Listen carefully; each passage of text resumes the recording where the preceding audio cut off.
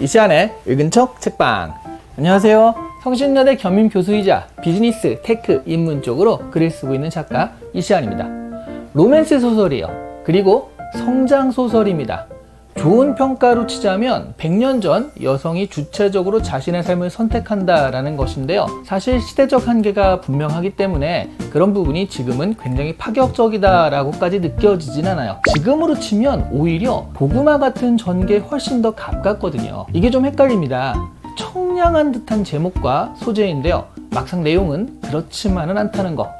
그래서 리뷰해드립니다. 이디스 워튼의 소설 여름이에요.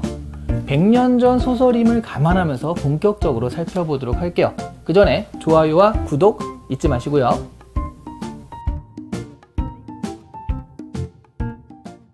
이런저런 포장을 다 빼고 뼈대 줄거리만 말씀드리자면 촌구석의 젊은 여성이요, 도시 출신의 남자를 만나서 사랑에 빠진다, 이런 얘기입니다. 이거 약간 설정 자체가 뭔가 위험해 보이긴 하죠. 시골 도서관에 사설을 하고 있는 체리티 로얄이 주인공입니다. 체리티의 후견인은 그 동네 유지라고 할 수 있는 로얄 변호사인데요. 체리티가 어릴 때 야만적으로 생활하고 있는 산동네 사람들 사이에서 체리티를 데리고 온 사람이에요.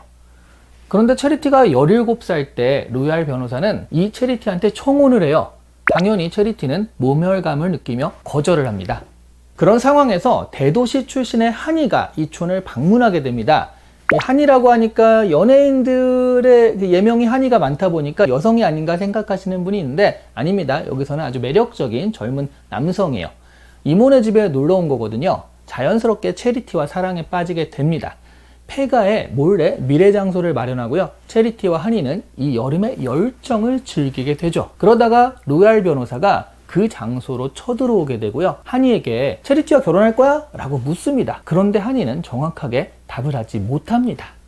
체리티는 신분이나 재산이나 교육 등 모든 면에서 몇 급 위쯤 되는 이 남자와의 구체적인 미래에 대한 생각은 전혀 하지 못했어요. 그저 여름날의 사랑이 가져온 변화를 즐기고 있었는데요. 이 사건이 일어난 거거든요. 이 사건 이후로 한이와의 사이가 어색해짐을 느끼게 됩니다. 결국 한이는요, 일이 해결된 후 다시 돌아와서 결혼하자, 이런 말을 남기고 이 촌을 떠나게 되죠. 체리티를 떠난 거예요. 한이가 떠난 다음에 체리티는 두 가지 사실을 알게 되는데요. 첫 번째는 체리티가 임신을 했다는 겁니다. 그리고 또 하나 알게 된 두 번째 사실은요, 한이가 사실은 다른 여자와 약혼을 한 상태라는 거였습니다. 처음에 뭔가 설정이 쎄하다고 그랬잖아요. 이 불길한 예감은 잘 틀리지 않네요.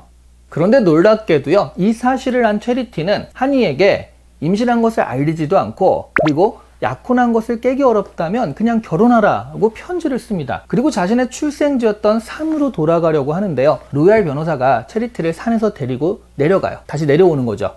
그리고 결혼을 하자고 합니다. 여기서 체리티의 선택은 결혼이에요. 로얄 변호사 말이죠. 예전에는 로얄 변호사가 혐오스러웠다면 이제는 안식과 방패막이가 되어줌을 느끼며 결혼을 하게 됩니다.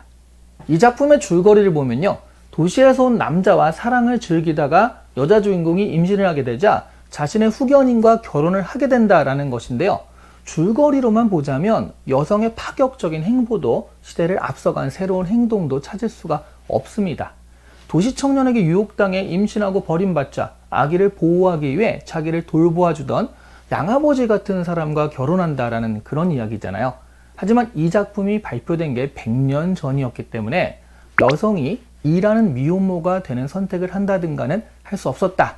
이런 시대적 상황을 감안하셔야 그나마 이 작품이 이해가 됩니다.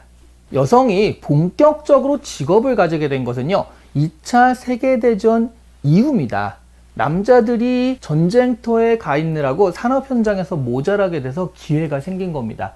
우리가 많이 아는 MBTI 있잖아요. 그 MBTI가 원래 집에 있던 여성들이 사회로 가게 되었는데 그러면 어떤 직업을 주는 것이 좋을까를 고민하던 미국 정부의 의뢰로 만들어진 일 매칭 검사였습니다.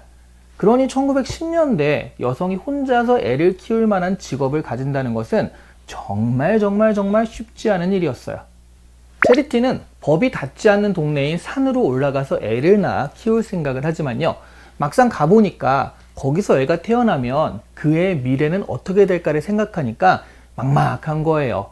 체리티는 산마을의 원래 주민이었던 자신의 어머니가 자신을 버렸다라고 생각을 해왔거든요. 그런데 딸이 더 좋은 교육과 기회를 받을 것을 알고 자신을 산 밑으로 내려보냈다는 것을 산에 가보고야 알게 되는 겁니다.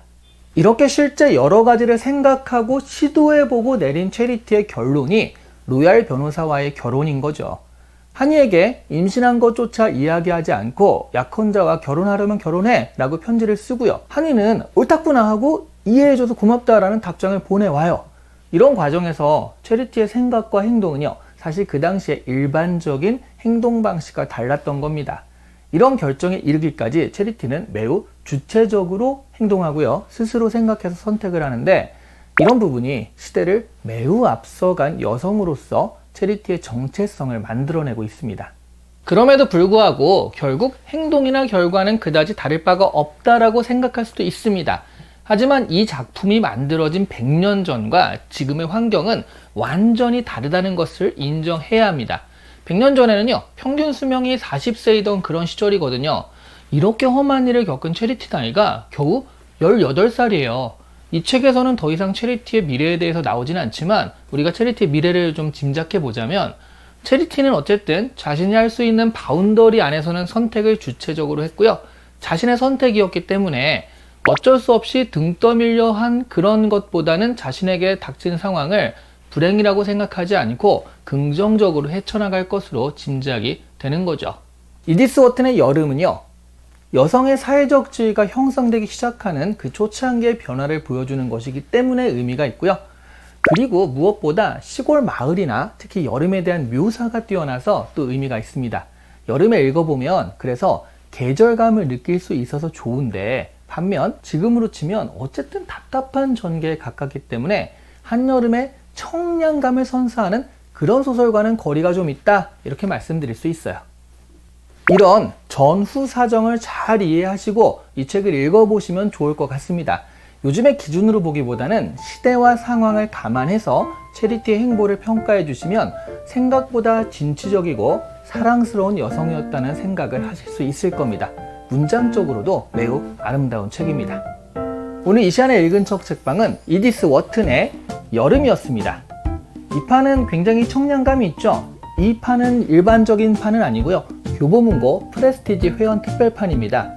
이렇게 보편적이지 않다라고 자랑하는 게 사실 이런 특별판을 가진 소장의 기쁨이기도 합니다. 네, 한 번 더 자랑하고 감사합니다.